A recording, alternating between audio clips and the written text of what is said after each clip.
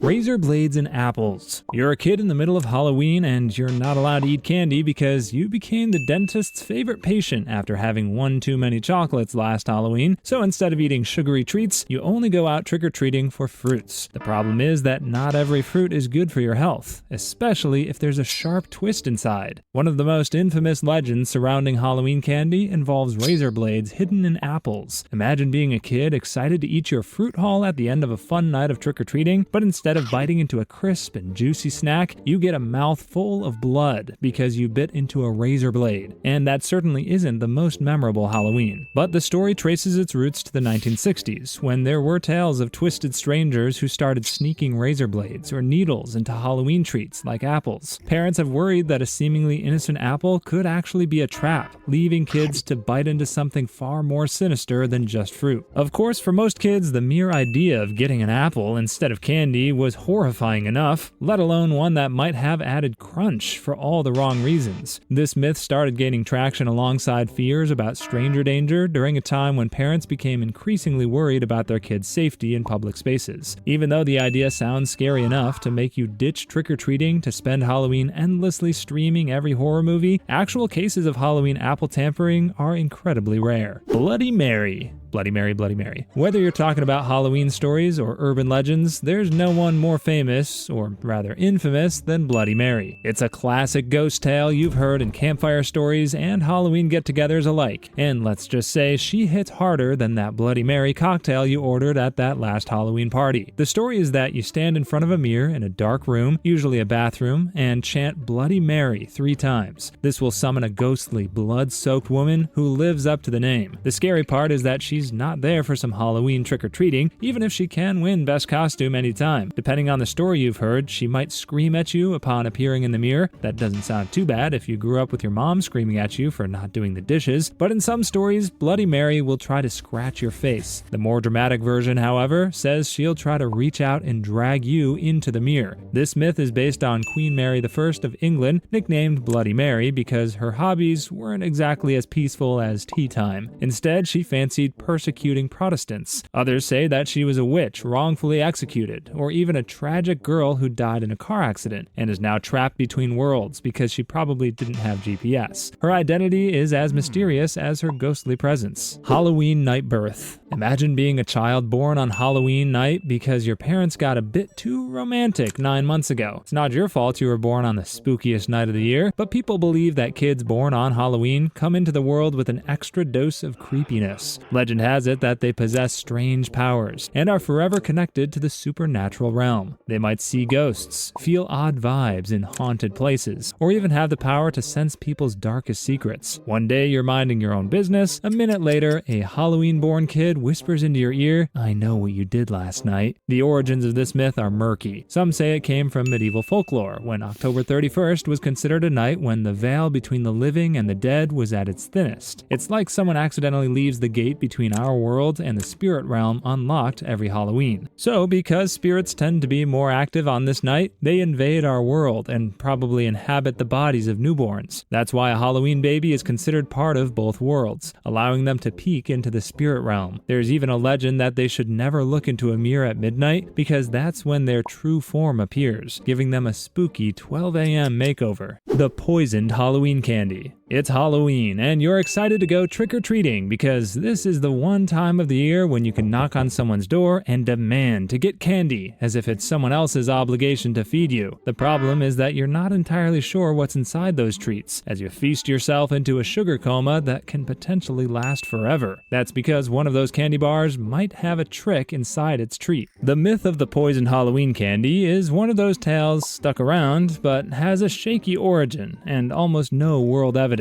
Basically, it's all about how some Halloween candies could have been contaminated by poison by some neighbor who may have a grudge against kids. So that Halloween loot bag you bring home might just be bursting with flavor, but also poison. This myth likely took off in the 1960s and 70s when folks were already spooked by news of rising crime and strange reports of mischief during Halloween. Naturally worried about their kids, parents started wondering whether Halloween should be canceled. But because trick-or-treating is a tradition, children, they made strict rules of taking only wrapped candy from neighbors they know. That means the creepy single old lady down the street should be off the list of trick-or-treating destinations. The legend only persists because it taps into parental fear. After all, if you were a parent and your kid was going door to door collecting sweets from strangers, you might feel a bit twitchy too. Vampires rise on Halloween night. Imagine going out on the streets on Halloween night and seeing everyone dressed in different costumes. Now, if you're a vampire, you'd probably want to rise on Halloween night because people can't tell if you're wearing a costume or are a genuine monster. The idea is that these bloodsuckers rise from their graves to stroll the streets under the cover of darkness. It's like a night out for them, only with more sugar-filled blood and less garlic bread. But the roots of this myth can be traced back to various cultures and folklore. It gained popularity in the 20th century because of vampire stories in books and movies. The belief is that vampires rise from the grave on this day, not only because it's easier for them to blend in, but also because the barrier between the living and the dead is at its thinnest. And honestly, Halloween is also the monster world's version of Comic-Con. Of course, Halloween is also traditionally associated with spooky and scary stuff. It makes sense to believe that vampires and many other monsters and ghouls are likely to appear on a night made for them. They're practically the guests of honor at any Halloween celebration. This myth also warns you to close all your windows, because an open window is an invitation for a vampire to come in and spend a spooky night in your home. While vampires aren't real, it's better to be safe than sorry, because you wouldn't want a mysterious guest suddenly making margaritas out of your blood. The Blackeyed Children. You've heard of the Black-Eyed Peas, but you've probably never heard of the story of the Blackeyed Children. Instead of dancing to some fun music, this Halloween tale can give you chills, enough to make you look like you're vibing to some sick tunes. Imagine you're home alone on a spooky Halloween night. It's normal for kids to knock on your door, believing you'd be handing out treats, but some kids can play a scary trick on you, especially if they're the Black-Eyed Children. These two kids, between 6 and 16 years old, like knocking on people's doors. They look pale and have eyes that are pitch black. Of course, since it's Halloween, you'd probably think they just have great costumes, meant to win the Best Dressed award. Instead of candy, however, these kids might ask to come inside to use the phone or get a ride home. They're always insistent, as if they're pesky insurance agents unwilling to leave your home without hearing you say yes. But the thing is, no one knows what happens if you let them in, because most people slam the door and lock it faster than you can say trick or treat. The theory is, letting them in would bring unimaginable doom. So it's better to be safe than sorry, because the last thing you need on Halloween is an impromptu horror movie starring you as the unsuspecting victim. No one's sure what the Black-Eyed Children are. They may be ghosts, demons, or even aliens. Maybe they're just really enthusiastic about Halloween. There are different theories about them, but no one would ever dare to try to know. But people who've reportedly encountered them report an overwhelming sense of dread and a feeling like they're staring into something not quite human. So even if it's Halloween, it's safe to assume that two kids who look too scary aren't knocking on your home for some candy. Curse of the Halloween Moon. Halloween is already creepy enough as it is, but when a full moon accompanies it, the scary levels get maxed out to 100. That's essentially the curse of the Halloween moon. According to this myth, strange and unsettling things tend to happen to anyone after dark when Halloween and a full moon form a tag team scarier than The Undertaker and Kane. Legends say that the Halloween moon only shows up once every few decades, but when it does, it's thought to have extra spooky powers. The curse supposedly makes things come to life that generally don't move. Some say that with a full moon on Halloween, scarecrows can walk, ghosts can cross over into our world, and even statues might roam around the streets doing their best Pinocchio impressions. Of course, you're also advised to avoid looking directly at the Halloween moon. Legends say that if you do, you might fall under a strange spell where you become trapped in Halloween forever. This could mean anything from being stuck wearing the same costume for days to getting a wild urge to eat candy forever. Some stories warn that if you're too bold under the Halloween moon, especially if you're trying to act the part of your costume, you'll even start to look like your costume.